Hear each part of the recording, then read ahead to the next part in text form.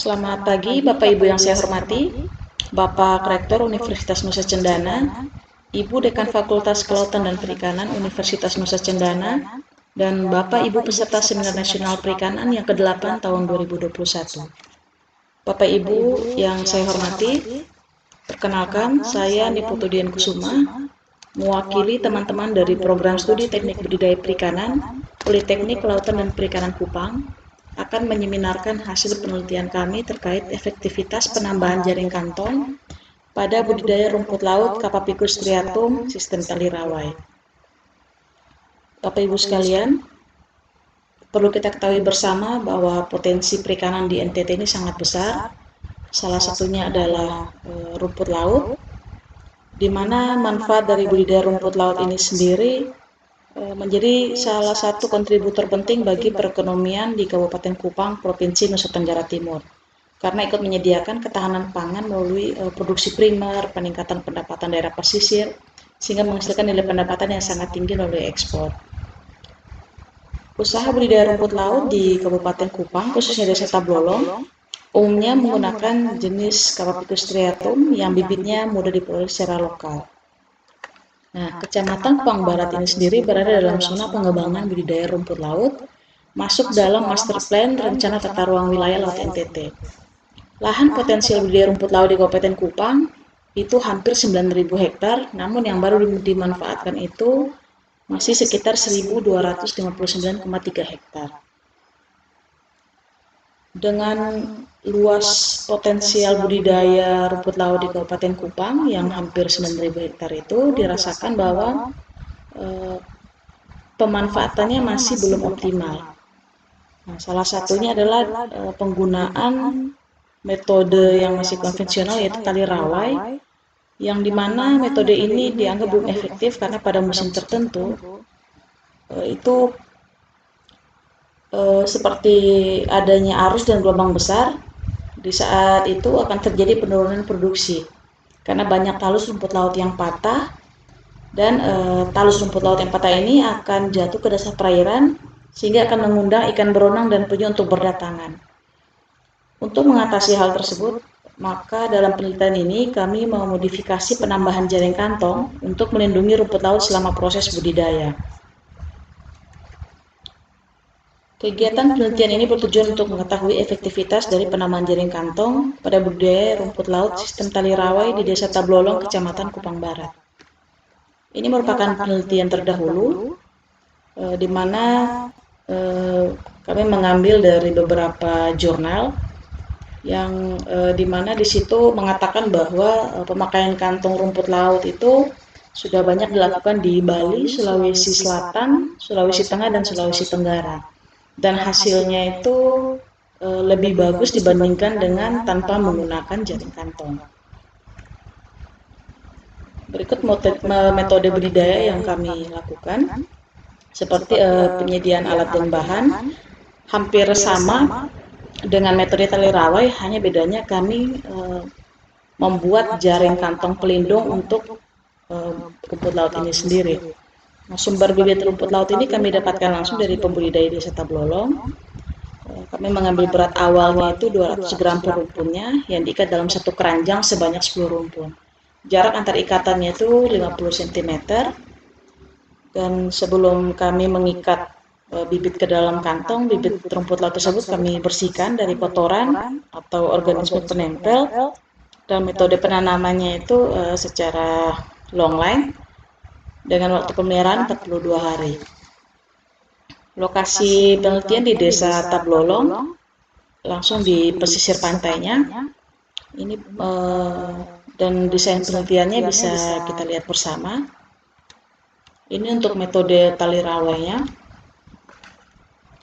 Jadi dalam satu tali ris itu ada 5 rumpun bibit rumput laut yang kami ikat. Sedangkan untuk metode jaring kantong sama, jadi dalam satu tali ris juga ada 5 kantong jaring, namun satu kantong jaring itu berisi 10 rumpun. Ini desain dari jaring kantong yang kami buat seperti ini.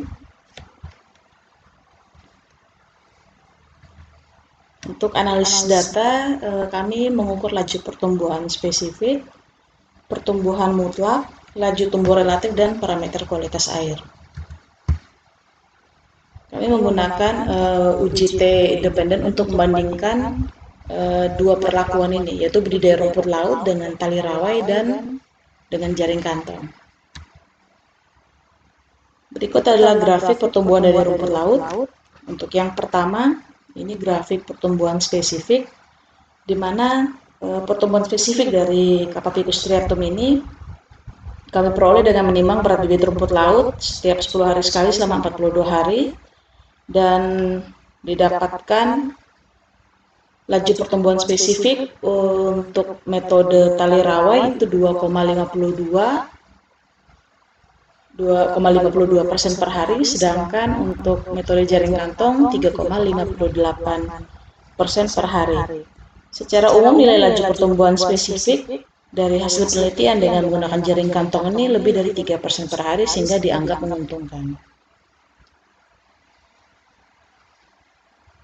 Kondisi pertumbuhan harian dari Capapicus striatum yang diberi pelindung jaring kantong itu terus meningkat, di mana warnanya lebih cerah dibandingkan dengan metode tali rawai.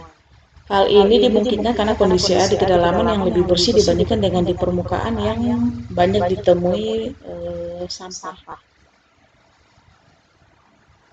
Selanjutnya untuk grafik pertumbuhan mutlak.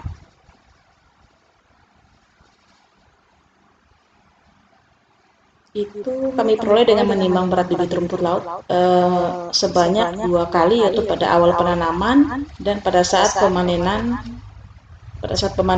yaitu selama masa pemeliharaan 42 hari tadi. Perlakuan sistem dari budidaya dengan jaring kantong dan tali rawai ini menunjukkan pertumbuhan berat mutlak yang berbeda. Dari hasil pengamatan, laju pertumbuhan mutlak pada metode jaring kantong mencapai rata-rata 239,32 gram per harinya. Nah, dan di mana kondisi ini lebih tinggi dibandingkan dengan metode tali rawai, yaitu 140,82 gram per hari.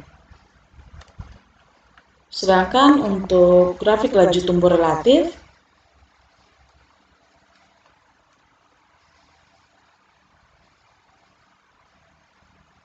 untuk metode tali rawai sendiri itu mencapai rata-rata 91,7%, sedangkan pada metode jaring kantong jauh lebih tinggi, yaitu 153,41%.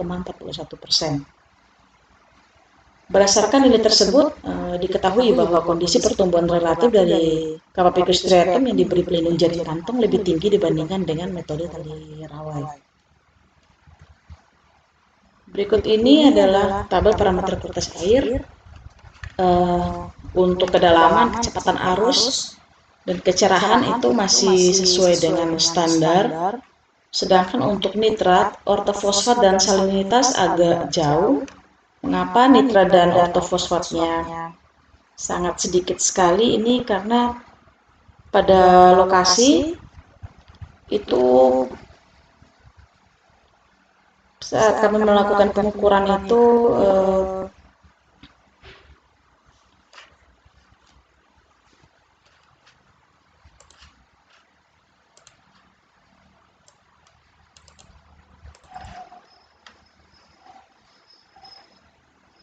mohon maaf, tadi ada sedikit gangguan.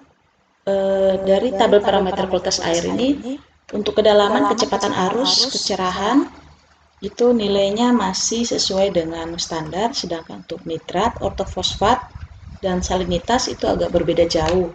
Untuk nitrat dan ortofosfat ini, kenapa nilainya kecil sekali, sedangkan standarnya adalah 0,9 sampai dengan 32 ppm, karena saat penelitian kami melakukan pengambilan sampelnya itu di lapisan permukaan, dan di mana unsur hara pada lapisan permukaan itu lebih banyak dimanfaatkan atau dikonsumsi oleh fitoplankton, sehingga jauh lebih kecil untuk jumlah nitrat dan ortofosfatnya.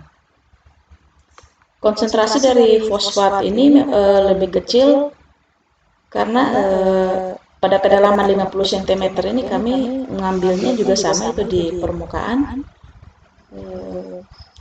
Dan kita ketahui bahwa penambahan fosfat dari di permukaan ini itu dipengaruhi oleh kenaikan massa air dari dasar laut ke permukaan. Nilai fosfat itu akan semakin tinggi seiring dengan bertambahnya kedalaman, sehingga saat terjadi pengendapan, nutrien yang meningkat seiring dengan waktu karena terjadi proses oksidasi fosfat dan bahan organik. Untuk salinitas juga sangat jauh lebih tinggi dibandingkan dengan standar itu 32-35 ppt.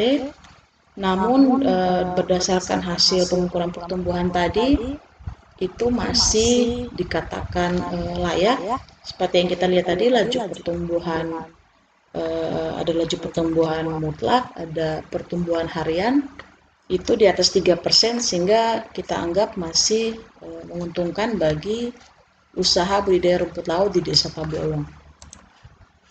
Kesimpulan yang diambil yaitu penambahan jaring kantong pada budidaya rumput laut dengan sistem tali rawai itu diketahui lebih efektif dalam meningkatkan pertumbuhan Cauopicus striatum, yaitu di mana sistem jaring kantong mencatat laju pertumbuhan spesifik, pertumbuhan mutlak, dan pertumbuhan relatif yang lebih baik dibandingkan dengan hanya menggunakan sistem tali rawai saja tanpa adanya pelindung jaring kantong. Baik, terima kasih. Sekian dari kami. Selamat pagi.